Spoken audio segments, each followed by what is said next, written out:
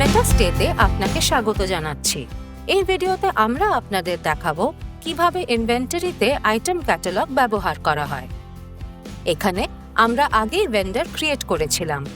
সেই ভেন্ডরের সমস্ত সামগ্রী বা বিভিন্ন ধরনের আইটেমগুলোকে আমরা যদি কাস্টমার রিকোয়ারমেন্ট অনুযায়ী কোনো রুমে পাঠাতে চাই, সেগুলো আমরা কিভাবে করতে পারি তাই আজকে দেখব।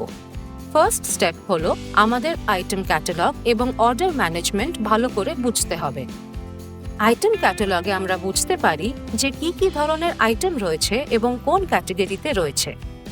আমরা বিভিন্ন ধরনের আইটেমের ক্যাটাগরি এখানে ক্রিয়েট করতে পারি।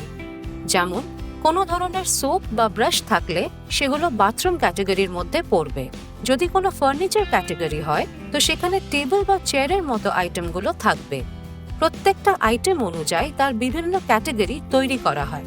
যেমন আমাদের এখানে ইলেকট্রনিক্স, বাথরুম, ফার্নিচার এবং বেডিং তৈরি করা রয়েছে। আমরা যদি একটা ক্যাটাগরি তৈরি করতে চাই, জাস্ট এখানে নাম এবং ডেসক্রিপশন লিখে দিলেই ক্যাটাগরি তৈরি হয়ে যাবে। নেক্সট স্টেপ হলো আইটেম ক্যাটালগ।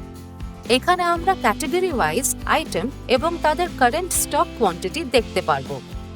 আমরা এখানে রেঞ্জ ডিফাইন করতে পারি যে কতগুলো আইটেম থাকলে মিনিমাম স্টক হবে এবং কতগুলো থাকলে ম্যাক্সিমাম স্টক হবে। যেমন সোপের কোয়ান্টিটি যদি 10-এর কম হয়ে যায় তবে সেটা একটা রেড অ্যালার্ট জারি করে দেবে, কারণ মিনিমাম স্টক 10টা হতেই হবে।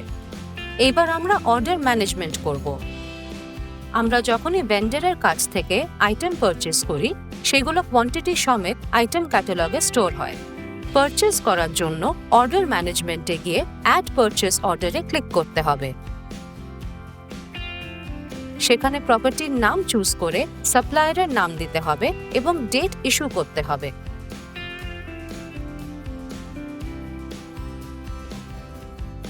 তারপর আইটেম এবং কোয়ান্টিটি সিলেক্ট করে অর্ডারটা কনফার্ম করতে হবে।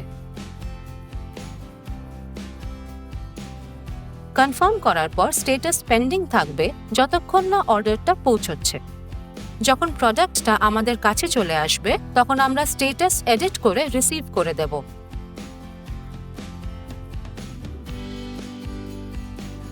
স্ট্যাটাস রিসিভ করার সময় আমাদের প্রাইমারি ক্রেডেনশিয়াল হিসেবে ইনভয়েস নাম্বার এবং ইনভয়েস ডেট দিতেই হবে।